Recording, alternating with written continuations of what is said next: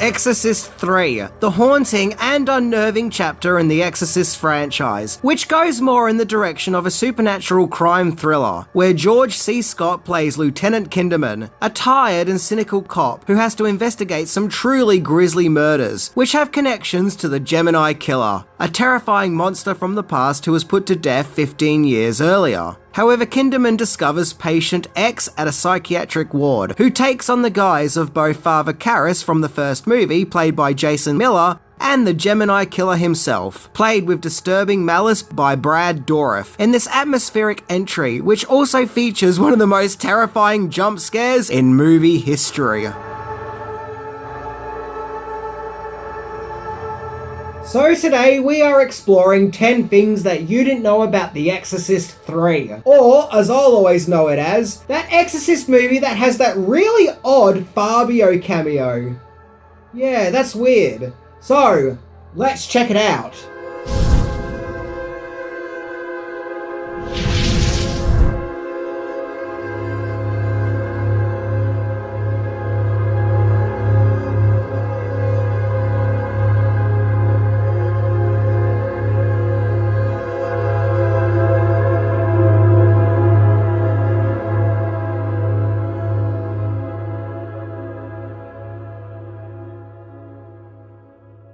Number 10. The original Exorcist director was going to return.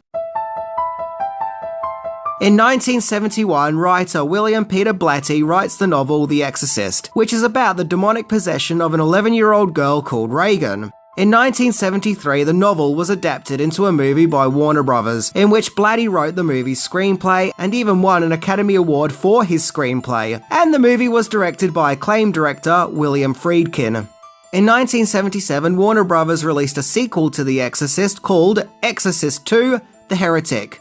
The movie had no involvement from Blatty or Friedkin, and it was critically panned by both critics and fans of the original movie, and is even considered one of the worst movies of all time. In a weird, convoluted story where Regan gets hypnotized, and there's a device in which people can go inside other people's consciousness, or something.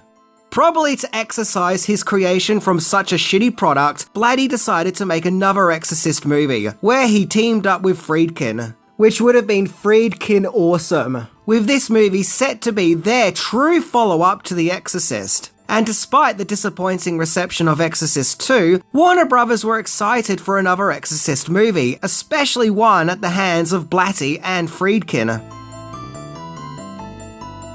Number 9. The production stalled, so Blatty wrote a novel. Blatty had several ideas with what to do for this true Exorcist sequel. He wanted to call it Legion and wanted the main focus to be on the character Lieutenant Kinderman, who briefly shows up in the first movie.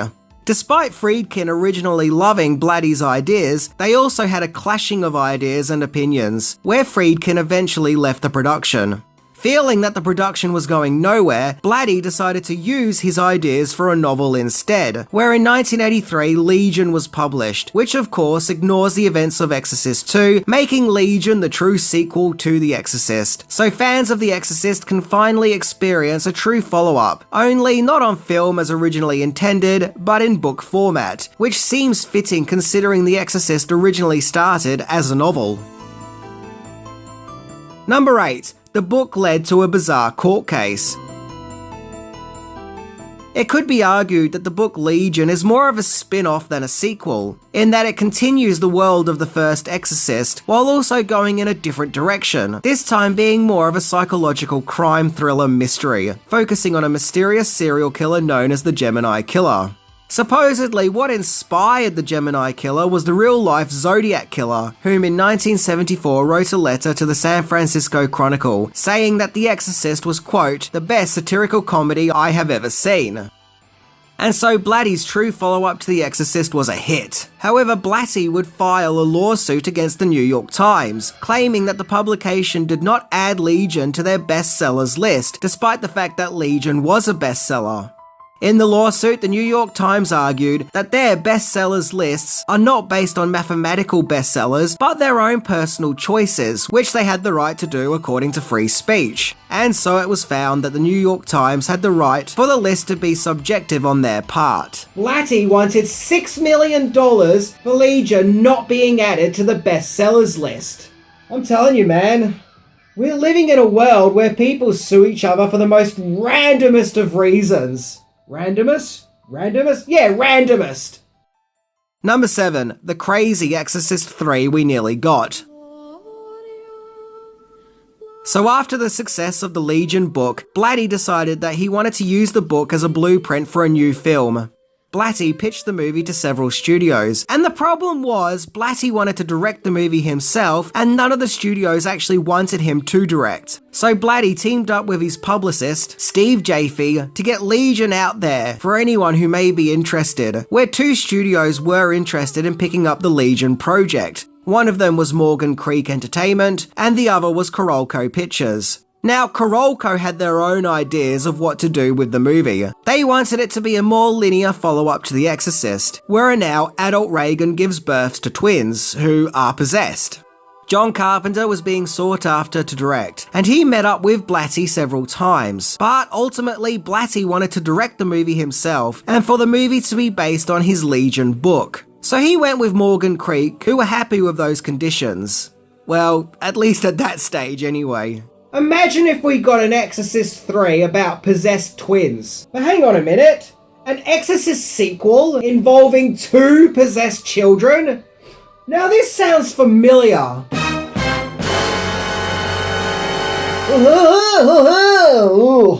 Number 6. Recasting the lead.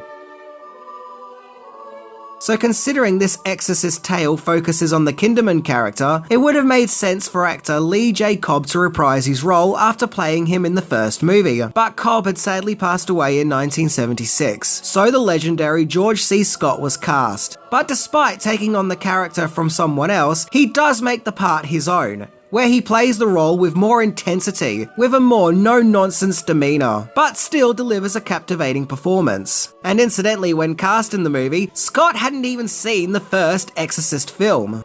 The Father Dyer character returns, but unlike the first movie where he was played by actor and real-life priest William O'Malley, here he was played by Ed Flanders, not to be confused with Ned Flanders. Flanders is probably best known for previously starring in the Salem's Lot miniseries. The main actor from the original Exorcist to return was Jason Miller, who played Patient X, who we find out is Damien Karras, whose body got possessed by the Gemini killer out of revenge for the exorcism of Reagan.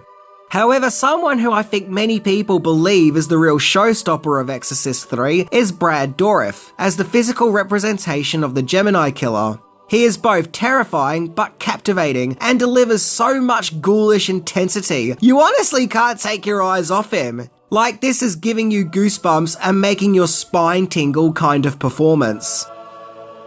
The guy just plays the perfect embodiment of evil. I guess what helps is that also at that time he was also playing Chucky in the Child's Play movies.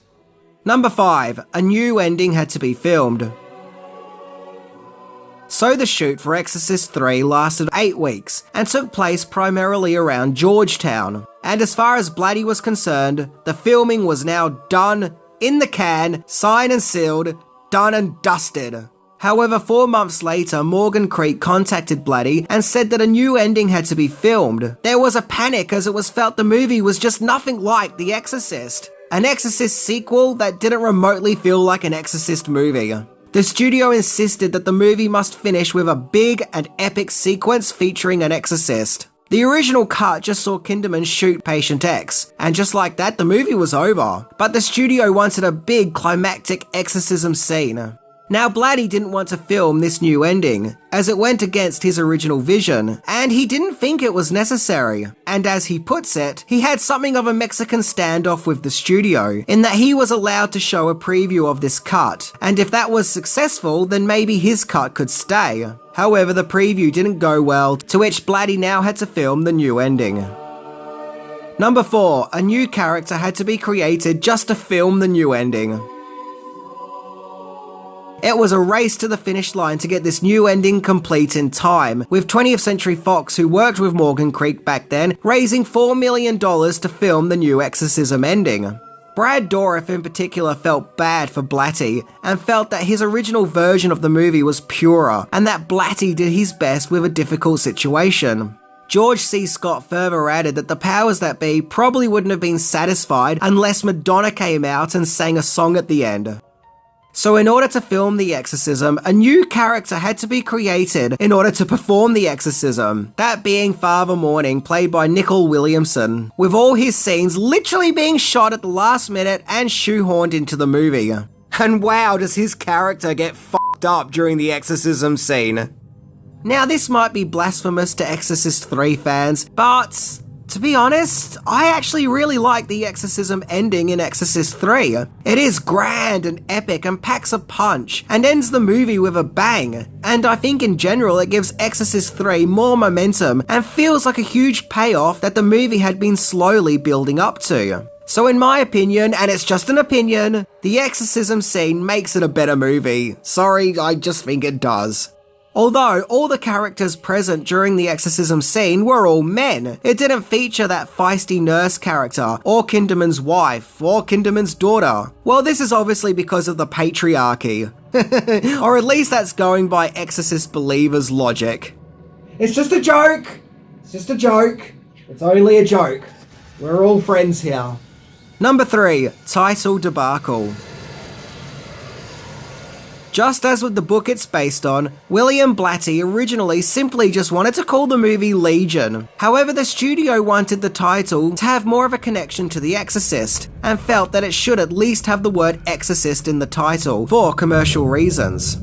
According to Wikipedia, during the filming of the movie, it went under the title of The Exorcist 1990 and Exorcist Legion. So at least with that title, the Legion origins were still part of the title. However, when the movie was finally released, the title was changed to Exorcist 3, not only making it just another sequel, taking away the movie's unique identity, but even acknowledging The Exorcist 2, which Blatty flat out disliked. In fact, everyone flat out disliked. It's like the studio lost confidence in the movie and just felt like they had to connect it to the previous films.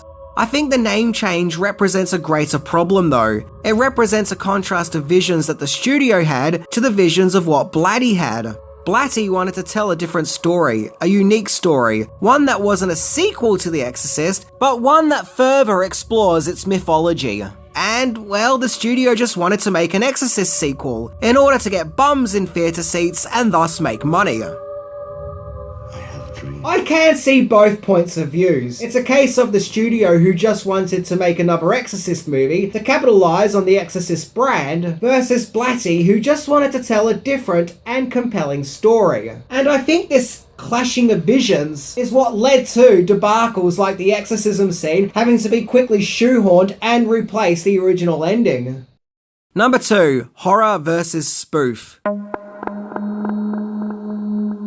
As if there already wasn't a crazy race to the finish line in Exorcist 3's production, what with all the drastic reshoots and deadlines, the movie's production got another blow that'll force it even more to get the movie out at a backbreak pace. And that was learning that round about the same time Exorcist 3 was to be released, there was another rival production for a movie called Repossessed, which not only was a spoof of The Exorcist, starring the ever-funny Leslie Nielsen, but it was also starring the original Reagan actress Linda Blair herself, in a role that's making fun of her Exorcist character. Blair claims that Exorcist 3 was quickly released earlier, as not to have Repossessed steal all of Exorcist 3's momentum. The two movies, incidentally, were released just 1 month apart from each other, and needless to say, Exorcist 3 performed way better at the box office, with Repossessed only making $1.4 million. Number 1, Exorcist 2 was blamed for Exorcist 3's poor box office performance.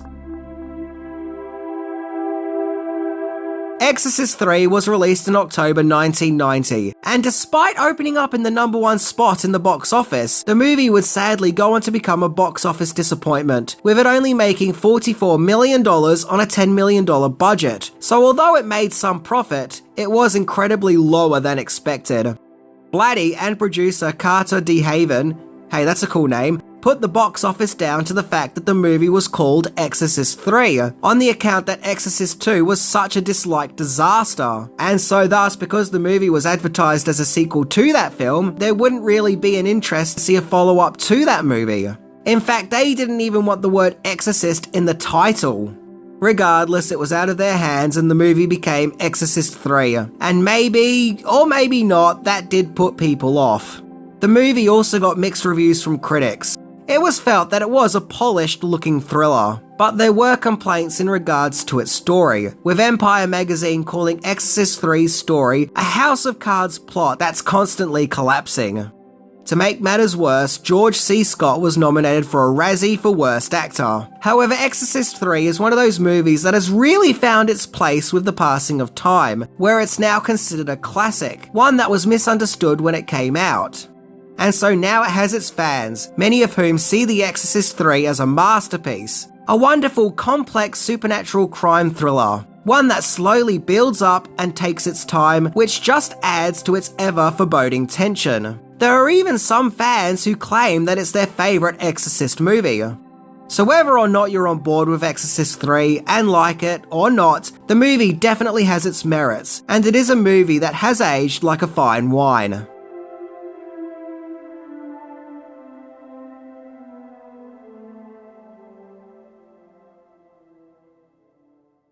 I think that of all the Exorcist movies that have come out since the first one, Exorcist 3 is the only movie that didn't suck and was successful, and didn't make you wish that you were literally watching anything else while watching it. I love the movie's uncomfortable tension that it has. It's like going down a rabbit hole, and the further you go, the more uneasy you feel. Anyway, I'm Minty. And maybe the movie failed at the box office because of the poster. I mean, look at that. Anyone else thinks that this looks dull? I mean, this is The Exorcist. At least try and make it look exciting. Hey, at least the Blu-ray cover art is much better.